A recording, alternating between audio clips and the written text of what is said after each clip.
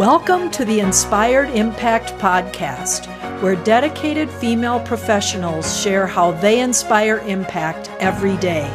Authentic stories, passionate commitment, lives transformed. I'm your host, Judy Carlson.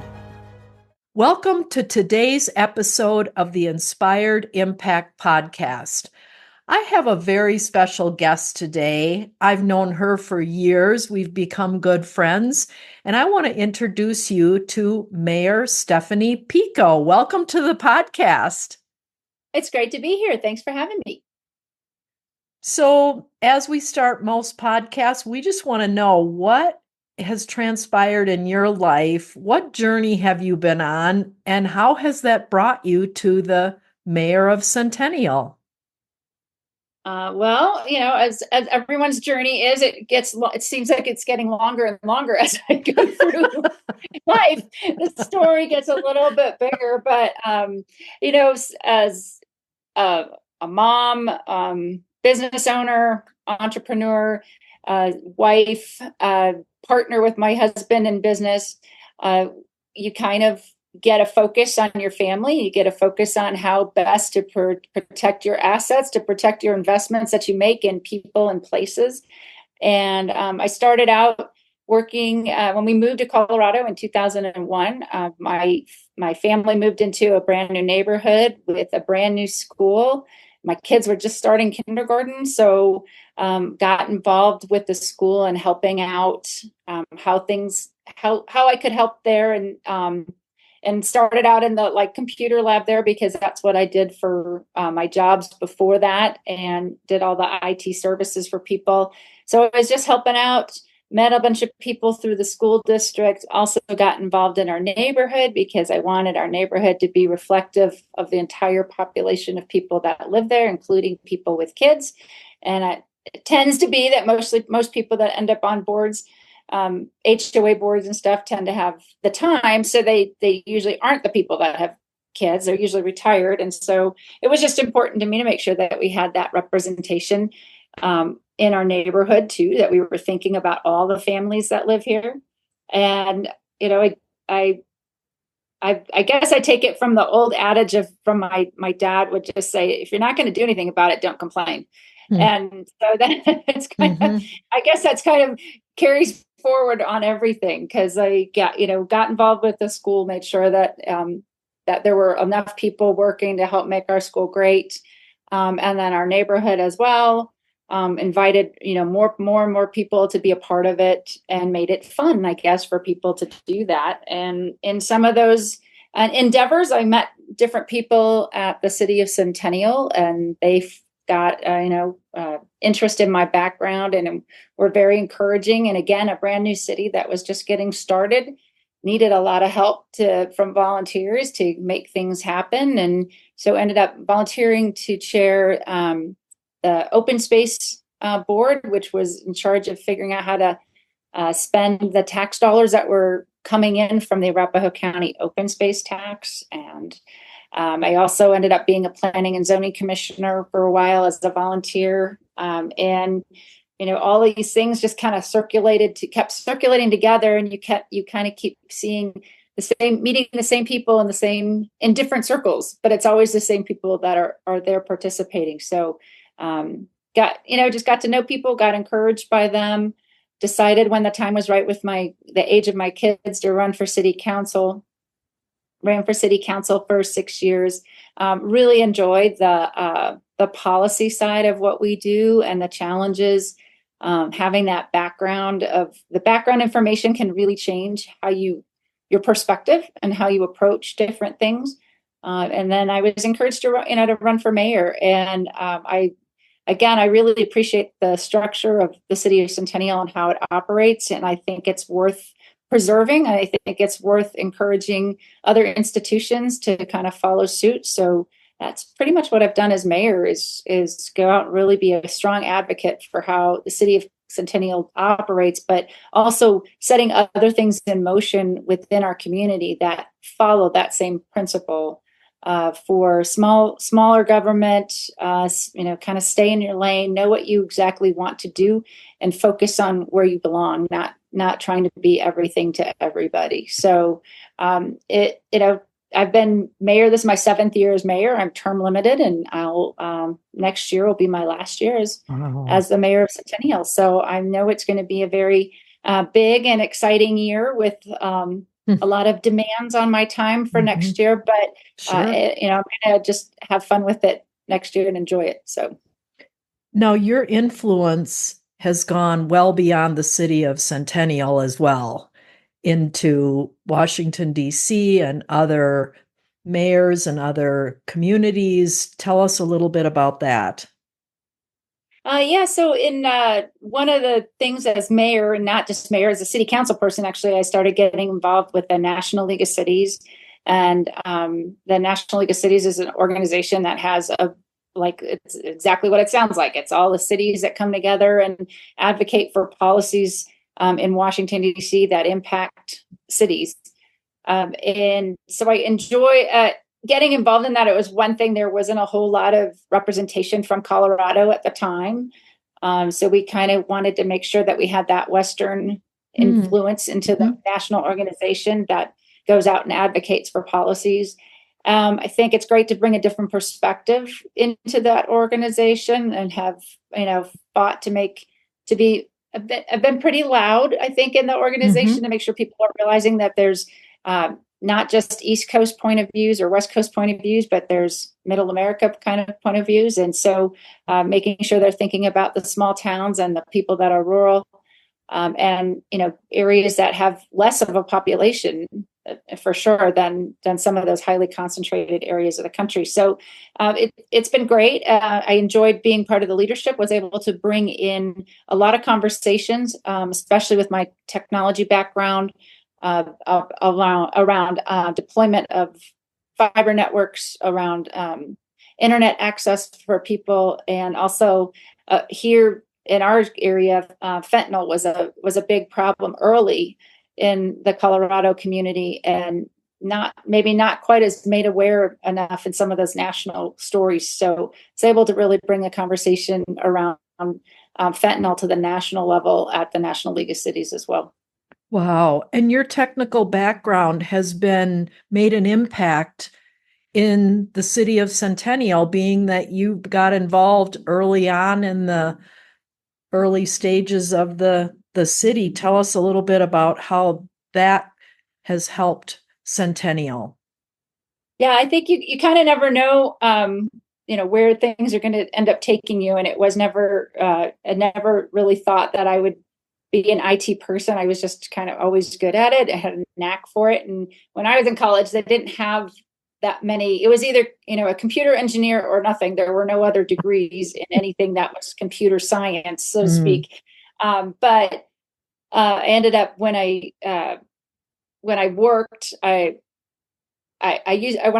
college, I worked for Apple computers on campus, which sounds kind of silly, but I sold computers and taught people how to use Macintosh computers at the time. And when I got my first job in Michigan, I actually moved up to Michigan to live with my husband, and my job there, I'm laughed because it's kind of ironic, but I guess that the big thing was they switched us to Windows, and no one knew how to use the mouse, and so and because I knew how to run a Macintosh computer, it was like, oh, well, you just do this, and this. And the next thing you know, I'm, running all the training sessions on how to teach people to click. And so it kind of rolled right into the elementary school about, okay, now I've got a bunch of kindergartners. I'm teaching them how to click on a mouse too, and how to click and open files. So it just kind of, grew, but I ended up, running in both places, ran, servers. It wasn't hard. It wasn't hard for me. I would run the servers, run the systems. Things were there was no cloud back then. So everything was on site, on premise, and some ways a lot easier to manage, but did that for that. So when I, got involved at the city level, it was easy for me to understand where there were gaps in our technology. Silos, if you will, is another term that people recognize. And then the need to build the next infrastructure, which was fiber. And so pushed really hard in 2012 to get a fiber initiative through the city and out to the electorate to vote on, to actually approve the city constructing a fiber network and using resources to do that, because the state of Colorado legislature had banned municipalities from exploring that unless they got voter approval to do so. So we had that. We got 75% of the voters approved us looking into how to develop that technology, and so we ended up building a fiber ring in Centennial. And we deploy it as dark fiber and utilize it internally for traffic management systems that are being more and more so AI driven to create efficiencies in the traffic system throughout the city. But then taking it a step further, we lease dark fiber out to other institutions that need to make connections that are harder to find. So it's turned into a great asset for the city. For the cost of deployment, it's been very much a reward for the city to have. And so we've completed that network in 2019.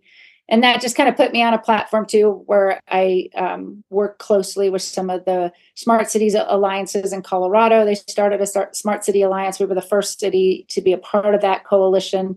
And it's kind of set me up on that platform to be able to speak to it and what we can do as municipalities in having technical expertise in different areas that can bring more efficiency into the city. Wow.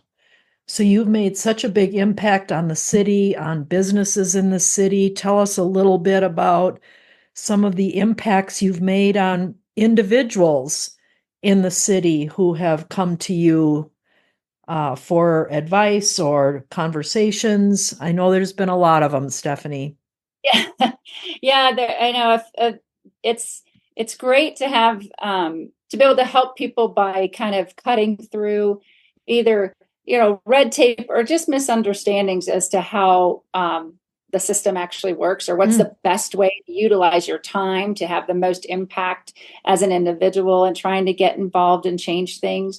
One of the things I'm probably most proud of is getting our faith community to start a faith council that is not under the city, but it is part of what we, utilize to help get our messaging out about what we can do to help individuals either experiencing homelessness or individuals that are in need of some either financial resources or to help with rent or to help with food banks and things of that nature. And it's really become a great arm of the city to do that soft side, if you will, of what needs to be done to create a community. And as I told a lot of the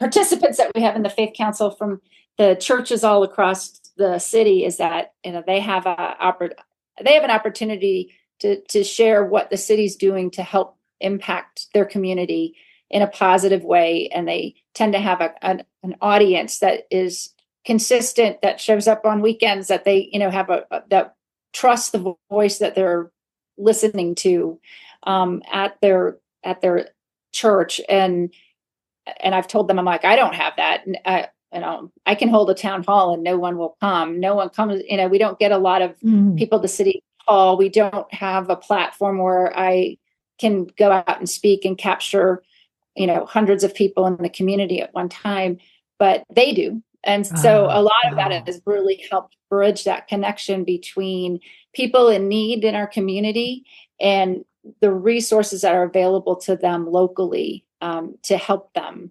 And so whether and in doing all of that, it's been an adventure to say that to be able to go out and have that kind of impact, and especially in our homeless community. I had one individual that was I'll say a resident of Centennial, but homeless, and she and I would have lunch together in the park, and she would tell me what it was really like, what the experiences really are, and, kind of what to watch out for, to know, that the truth, I guess, about what it's like to be in some of those situations, and to really make a difference with her. And then to make use that to make better connections. And so one of the things I did, was I learned through a number of other channels, but how those things are very individual based. And so we actually have a homelessness liaison that we have at the city now, and she is direct on the ground. So all she does is go through the city, talk to different businesses that might know of people that are either frequenting their business that are homeless or that need assistance, and then finding them and reaching out. And she's been able to get individuals housed over the last year and a half that she's been working with us in the city. And it's a very individual story. You never know what the reason is for someone that is having trouble, but there's so many resources out there. Again, it's breaking down those barriers and helping people get to the information that they need, that I think has the most impact. Wow. The word I wrote down was, you're a bridge builder. So you identify something and then you get down to the bare bones of what's happening on the ground in the park, having lunch, and then take it from there. And now you have this liaison in the city that's helping the entire city. I mean, that's amazing, Stephanie. That's amazing. I think one of the frustrating thing, what you hear just anecdotally is, people get frustrated. They throw their hands up in the air and said, why isn't there anybody doing anything about this? And I just wanted, the opportunity to tell people there are a lot of people doing a lot of things about this. And here's where it is. And so I think it empowers the community to feel, a sense of reassurance that there isn't just nothing happening in different spaces, right, but also that they can be a part of the solution too, if they just know what to do. So whether it's, one particular, church that has, the ability to provide for people locally, I think it's much better than having to try to send people into a system that is not tailored to meet the needs of an individual. It's tailored to meet the big group, and it's really more than that. Right. No, I love your messaging, because here in Colorado, of course, almost every day there's something in the news about what's happening in Denver, and that's a completely different system than you've established in Centennial. So thank you for sharing the messaging on that. That is very insightful. I do have a question about being a female professional. You've gone through a lot of life now. You've been a mayor for almost 2 full terms. Tell me about your experience being a female in this environment you're in. I've actually had a very good experience being female. I think it was, and sometimes it was advantageous. I think in this community, there is no hesitation at all to having a female in any type of role. When I first got into office, we've had a majority of female on council, I think, since the entire time I've been on council. Like I'd have to do the math to go back and look. I'm sure there were a few odds, but it was either very even or and now it's a majority. I actually was at one point in time, the way things could have gone, we could have had an entire female city council in there. And I was like, well, I was hoping not, because I don't think that then you don't have all the voices in the room, right? You don't want it to be that. You want it to be very diverse. You want it to capture all different sides of a story. But in this region, between the local mayors and the local elected officials, there's always been a great mix of men and women that work very well together. And I haven't ever experienced any type of negative about it. There might be a couple of people that might feel that way, or maybe might not take you as seriously until they actually speak with you, and then they're like, oh, okay, yeah, we're good. So Yeah, I think it's a great community. We have a lot of strong assets in our area that have really strong women leadership. So I think we're fortunate. I've always been curious about the collaboration between other mayors in, I don't know, South Denver. Is that fair to say? Tell me a little bit about Yeah. that. I'm really curious about that.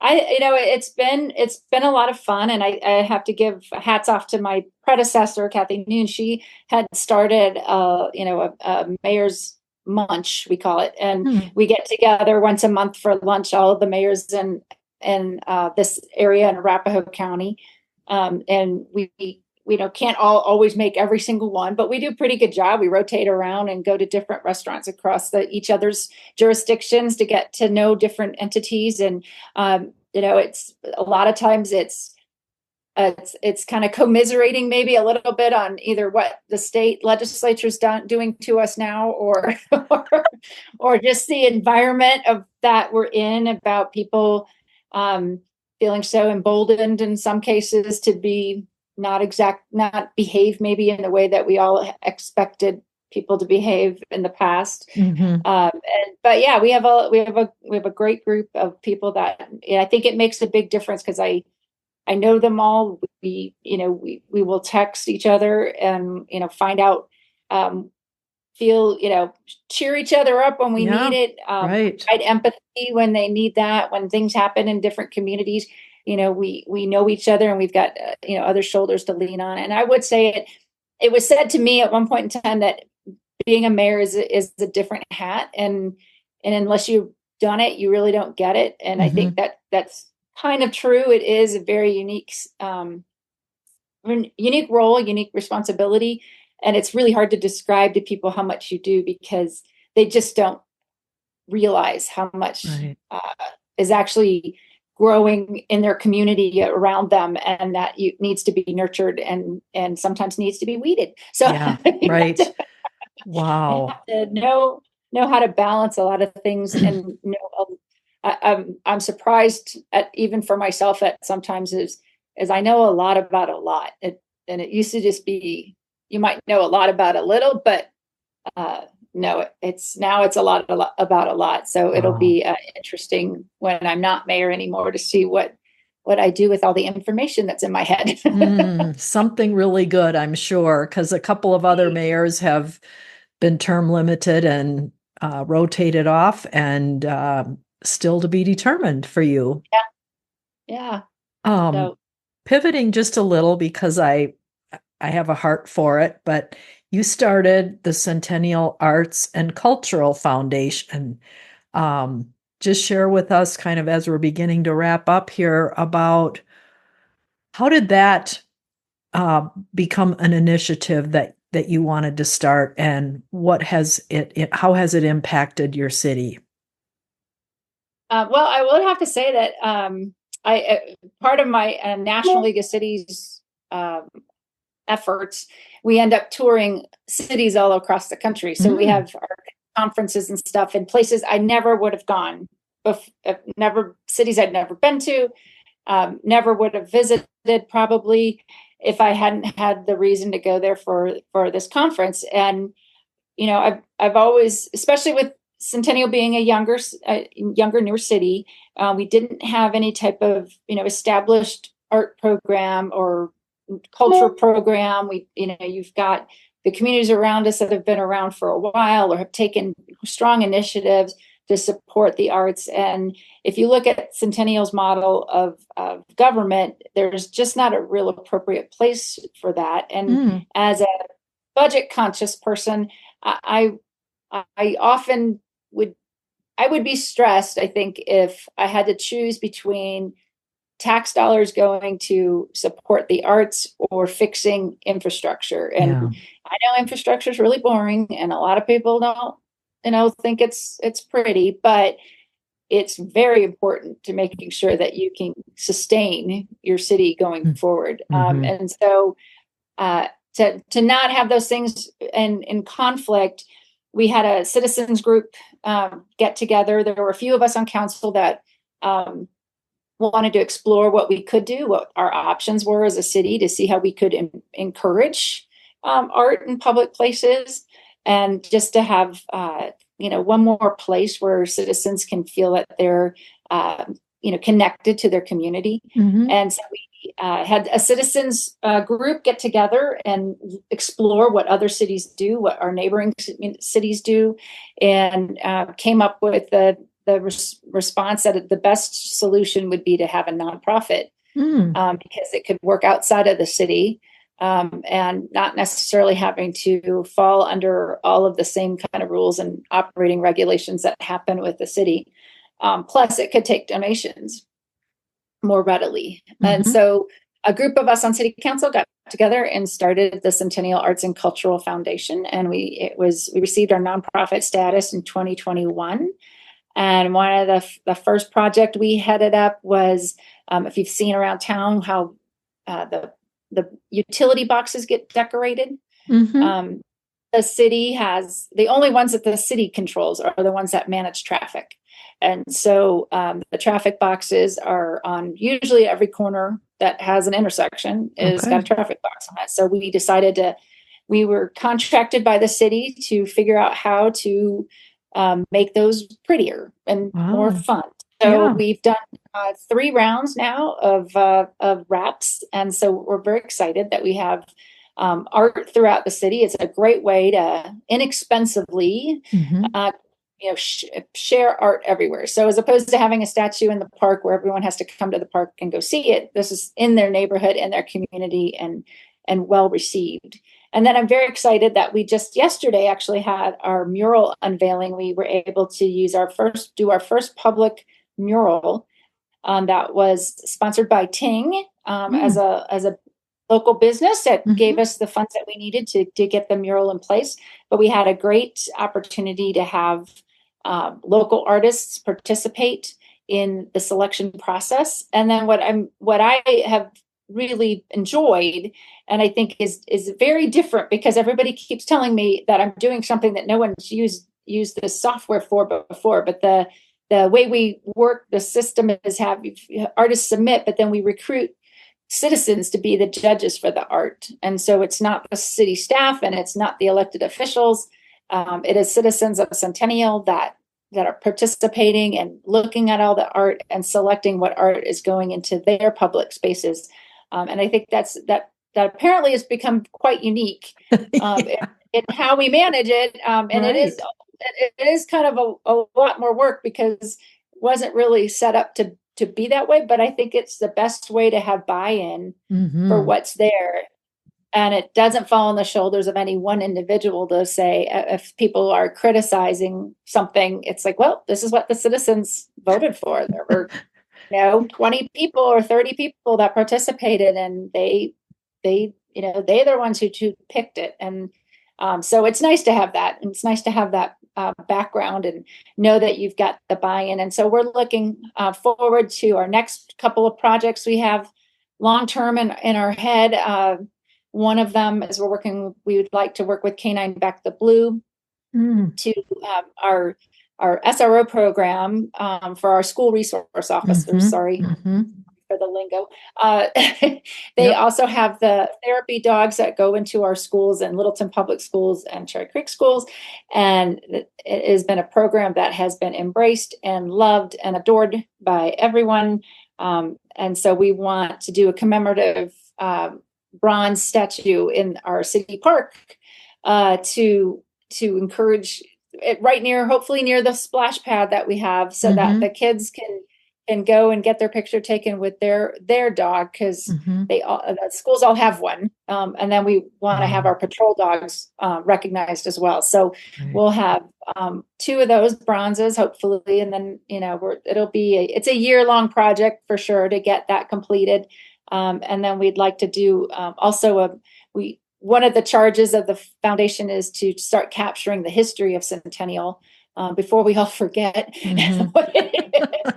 We're running out of people that were here 20 years ago when it all started. So we're going to set up a dedication garden at City Center Park. The council's been approved that. And so we're looking at what it will look like, how it will be designed, and how we will incorporate the citizens of Centennial into the dedication garden that honors the time commitment that they've put in to not only build the city, but to build a community. So they don't have to be there. It's not about elected officials. It's not about any particular aspect of the city. It's just people who've really made a difference in our community can be recognized and thanked for their time commitment to the city. So what I've come away with so far is when someone's moving into a new community from potentially out of state and they land in, let's say, Centennial, unbeknownst that there's all this other stuff going on in the city of Centennial, how important it is for citizens to really get inside of their city and understand it and get to know it. You've opened up a whole new avenue in this whole art side of your city that, brings in more interest from some of the citizens. But wow, what an amazing work is done. And I'm sure it's the same in all the other communities here in South Denver. We got Lone Tree and Highlands Ranch and Parker and all these other communities. But to know a little bit more about Centennial, this has been fantastic, Stephanie. So it's kind of come back around when I think about you in particular to what your dad said. Yeah. Don't do anything about it. Don't complain about it. And I'll tell you what, you're the exact, you're doing a lot of things about a lot of things, and you do know a lot about a lot. So congratulations. But if people are interested in learning more about you or meeting you or getting involved in the city, what would be a way or some ways for people to do that?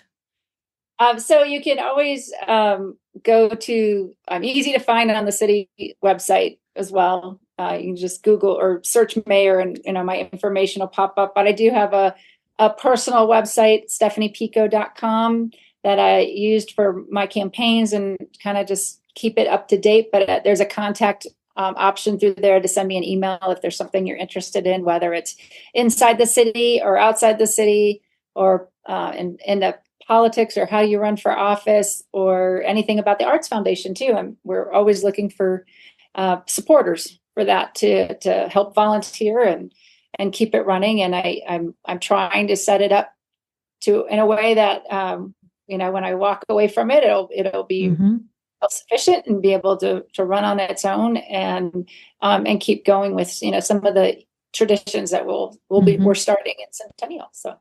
Yeah, well, that's one of the strong characteristics of a leader is to leave it in great shape for the next one to just continue right on from there. So, this has been amazing. I can't wait to see what your life is going to look like in a couple more years. Maybe you'll be the national. You and everyone else.